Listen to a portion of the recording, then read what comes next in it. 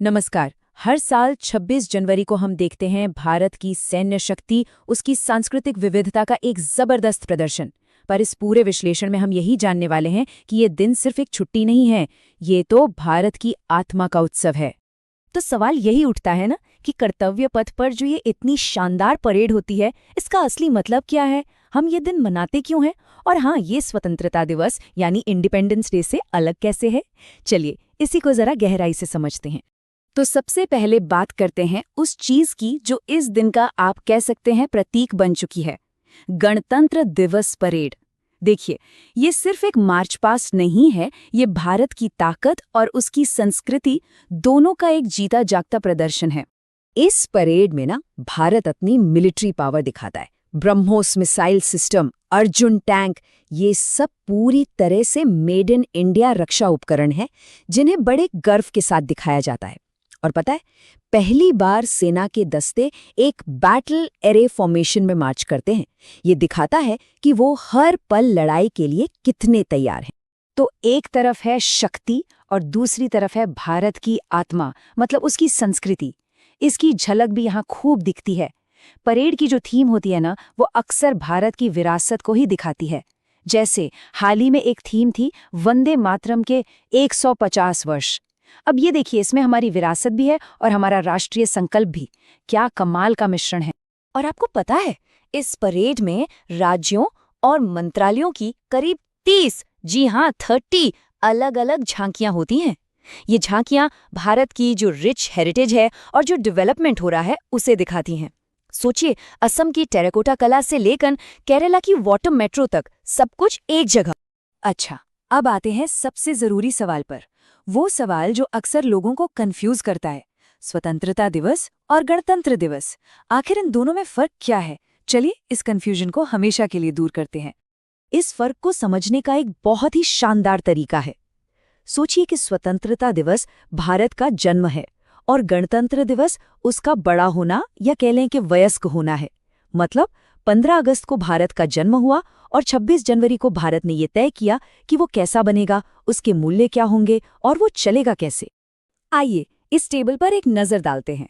देखिए, स्वतंत्रता दिवस है ब्रिटिश राज से आज़ादी का जश्न, वहीं गणतंत्र दिवस है हमारे अपने संविधान को अपनाने का जश्न। एक और बहुत बड़ा फर्क है, स्वतंत्रता दिवस पर प्रधानमंत्री लाल किले से झंडा फहराते हैं, जबकि गणतंत्र दिवस पर राष्ट्रपति कर्तव्य पथ पर ध्वज फहराते हैं। ये टाइमलाइन इस बात को और साफ कर देती है। 15 अगस्त 1947 को हमें आज़ादी तो मिल गई, लेकिन एक पूरी तरह से रिपब्लिक बनने में हमें करीब 3 साल लग गए। इन 3 सालों में टेक्निकली भारत अभी भी ब्रिटिश डोमिनियन का ही एक हिस्सा था। तो ये गणराज्य या रिपब्लिक होता क्या है? इसका सीधा सा मतलब है एक ऐसा देश जिसका हेड कोई राजा या रानी नहीं होता, बल्कि जनता का चुना हुआ प्रतिनिधि होता है।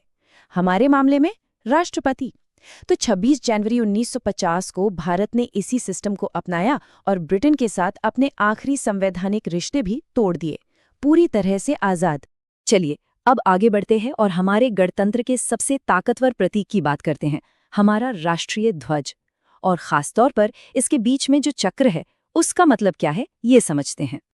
हमारे तिरंगे के ये 3 रंग, ये सिर्फ रंग नहीं है, इनके बहुत गहरे मतलब हैं।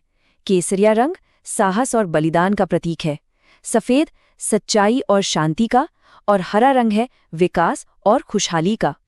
और झंडे के बिल्कुल बीच में जो अशोक चक्र है ना, वो कोई मामूली डिजाइन नहीं है, वो अपने आप में एक पूरी फिलॉसफी है। उसकी जो 24 तीलियां हैं, वो जीवन के उन 24 मूल्यों को दिखाती हैं जो हमें एक बेहतर इंसान और एक बेहतर नागरिक बनने के लिए गाइड करती हैं, जैसे प्यार, हिम्मत, सब्र और माफ। अच्छा, जैसे जैसे समय बदला है, गणतंत्र दिवस को मनाने के तरीके भी बदले हैं। अब ये जश्न सिर्फ सरकारी या औपचारिक समारोहों तक ही सीमित नहीं रह गया है। इस पूरे जश्न का जो ऑफिशियल समापन होता है, वो 29 जनवरी को बीटिंग रिट्रीट सेरेमनी के साथ होता है। ये सदियों पुरानी एक मिलिट्री परंपरा है। इसमें हमारी सेना, नौसेना और वायुसेना के बैंड्स एक साथ परफॉर्म करते हैं और फिर सूर्यास्त के समय बड़े सम्मान के साथ राष्ट्रीय ध्वज को उतारा जाता है।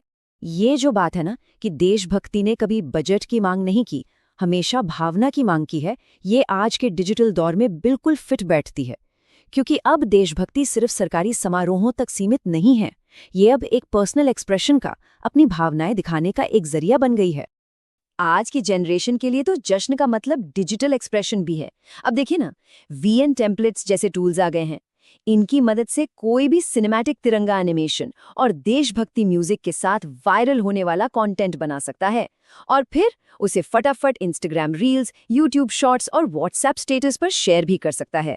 तो फिर इस दिन का असली मतलब क्या है? इन परेड्स और सोशल मीडिया पोस्ट से भी आगे ये दिन हमें एक बहुत गहरे वादे की याद दिलाता है। क्या आप जानते हैं कि हमारे संविधान को बनाने में कितना समय लगा?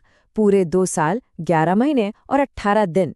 ये सिर्फ एक नंबर नहीं है, ये उस जबरदस्त मेहनत और गहरी सोच को दिखाता है जो उस दस्तावेज को बनाने में लगी थी, जिसे हम आज सेलिब्रेट करते हैं। तो सबसे जरूरी बात जो हमें याद रखनी है वो ये है कि गणतंत्र दिवस सिर्फ एक छुट्टी नहीं है।